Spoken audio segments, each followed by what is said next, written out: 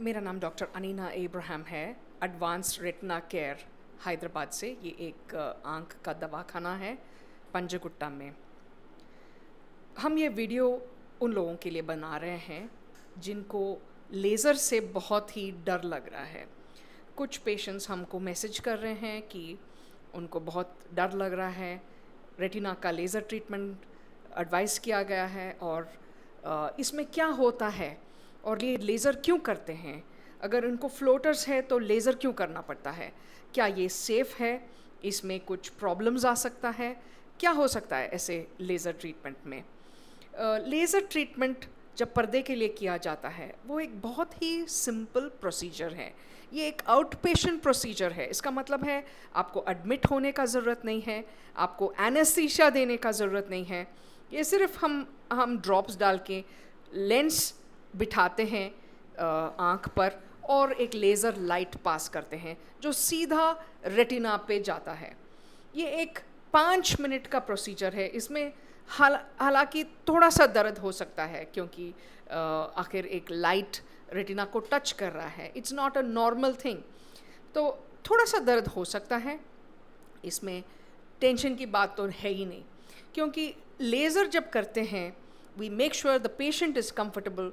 अगर बहुत ही दर्द हो रहा है तो आप डोलो 650 या पैरासिटामोल का गोली खा सकते हैं और हाफ एन आवर में जो भी दर्द है आपका वो सब चला जाएगा। It's a very very temporary thing.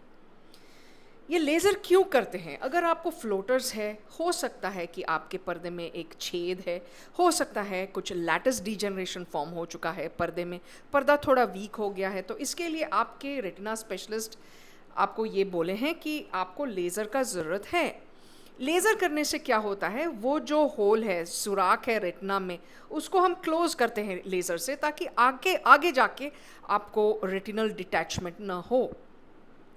Diabetic patients में ये लेज़र ट्रीटमेंट बहुत ही ज़रूरी है। होल जैसा नहीं है। होल जो है एक प्रोफिलैक्टिक लेज़र है। हो सकता है आपको ज़िंदगी में कुछ प्रॉब्लम ना हो वो होल के वजह से, मगर डायबिटिक पेशेंट्स अगर लेज़र ट्रीटमेंट नहीं करते हैं, हो सकता है कि आगे जाके अंधापन हो। लेज़र एक बहुत ही इम्पॉर्टेंट ट्रीटमेंट है डायबिटिक पेशेंट्स में अगर आपको एडवांस स्टेज आ चुका है। कुछ पेशेंट्स को मालूम ही नहीं पड़ेगा कि उनको एडवांस रेटिनोपैथी आ चुका है जब तक ब्लीडिंग स्टार्ट नहीं होता है, जब तक पर्दे में स्वेलिंग नहीं आता है।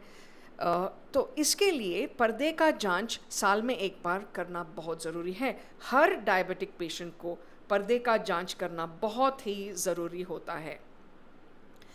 अगर रेटिना स्पेशलिस्ट के पास जाएंगे तो थोड़े से टेस्ट करने से मालूम पड़ता है कि कौन से स्टेज में आपको डायबिटिक रेटिनोपैथी है।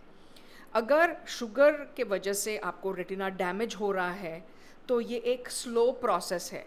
अगर आपको ऑलरेडी एडवांस स्टेज हो चुका है, इसका मतलब है आपको काफ़ी टाइम से डायबिटिक रेटिनोपैथी है और आपको डायग्नोस नहीं किया गया है, तो जल्द से जल्द रेटिना लेज़र ट्रीटमेंट करना पड़ता है और इंजेक्शंस देना पड़ता है आँख में। ये सब करने से पर्दा जो है स्टेबल हो जाता है। कुछ लोगों को ब्लीडिंग होता है और वो ब्लीडिंग कम ही नहीं होता है। ऐसे केसेस में ऑपरेशन करना बहुत ही ज़रूरी है। ऑपरेशन के शब्द से बहुत लोग घबराते हैं, नहीं मुझे पर्दे का, आँख का कुछ भी ऑपरेशन नहीं करना है। मगर आप अगर सही जगह जाएंगे और सही डॉक्टर से इलाज कराएंगे, ऑपरेशन बहुत ही सक्सेसफुल हो सकता है। ऑपरेशन एक साइट सेविंग प्रोसीजर होता है। आजकल ऑपरेशन बहुत ही एडवांस्ड है और एडवांस्ड टेक्नोलॉजी से किया जाता है जिसमें टाँके भी नहीं लगते हैं और रिकवरी बहुत ही फास्ट होता है।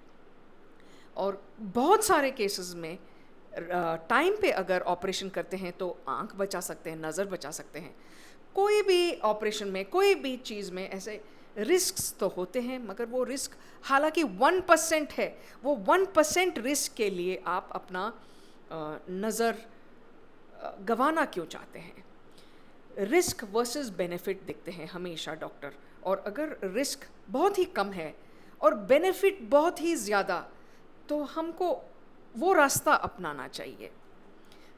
तो हम ये एडवाइस कर रहे हैं कि अगर आपको लेज़र ट्रीटमेंट कहा गया है, तो आप प्लीज़ लेज़र ट्रीटमेंट कराइए। ये एक बहुत ही सिंपल प्रोसीजर है, मगर अच्छे डॉक्टर के पास जाके कराइए, एक रेप्यूटेड रेटिना हॉस्पिटल में जाके कराइए, और तब कुछ भी प्रॉब्लम्स नहीं होगा लेज़र ट्रीटमेंट करने से।